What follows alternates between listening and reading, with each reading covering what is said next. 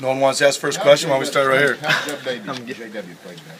Oh, he must have played his ass off. I mean, moved the ball pretty good. I mean, it's going to be a work in progress. I mean, he's a young player, and I thought mental toughness-wise, physical toughness, he got dinged up early in the game, and he has to be able to run the ball. I mean, that's one of the weapons that he has, is that, you know, when teams want to come after you if they lose contain, and be able to make the throws that he made. So I would say this, other than maybe a throw or two, I mean, there were a couple throws that obviously could have been picked up. I mean, I got all that, all right? But other than that, the plays that he could throw, that he could make, to have us get some explosives, he did.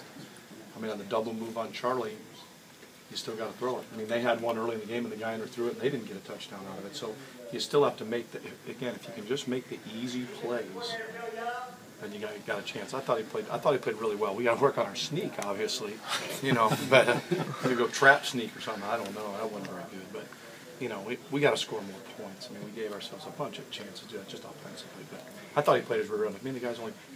I mean, no matter where we end up the year, we're playing with two guys that are just starting to play. You know. Coach, now that he's who would you have gone to if he had to come out? Oh, I don't know. I mean, you know, the tough thing is when you go with a game plan for a guy that could run, you know, and then let's say you're winning. Well, then when teams come after you, you have to ask yourself, okay, can we take advantage of them blitzing with a guy throwing? Do we have the skill guys to do that? Okay.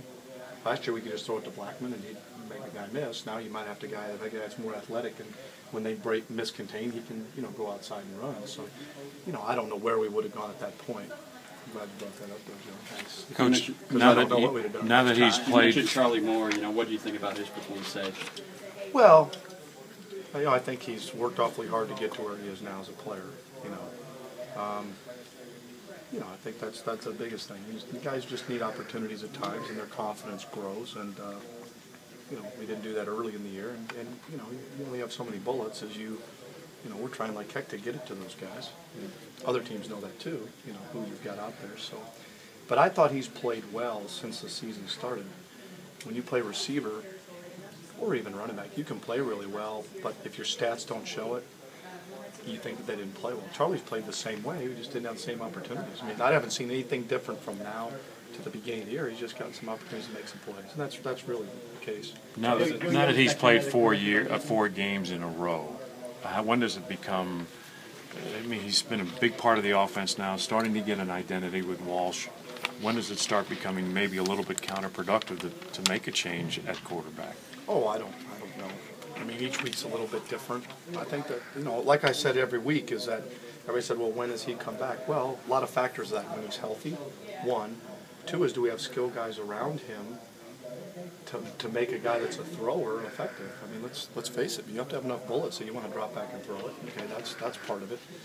And the next part's how J-Dub plays. That's always the case, right? I mean, in any position, if a guy starts playing better, then there's no sense in getting him back, because when you make that decision, he's got to go in there and take all the reps. You can't just say, well, we'll give it a shot this week and we'll split the reps. Like I said, it's not like J-Dub's an experienced player.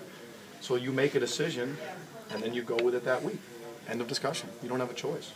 If and when that's West, then we'll go that week, and because that's how you got to plan, you know, the whole week and your practices and the reps and those kind of things. That's not different anywhere else in the country. You know, I mean, we don't practice long. It's not like when I was here with Les, we might have gotten away with that. We go for 4 hours. We don't do that now. You know, so that's just the way it is. So you got to make a decision, and even though we don't say anything, we know. You have to know. And otherwise, it's not. Otherwise, you're terrible, right? Then it's two guys you don't like either of them.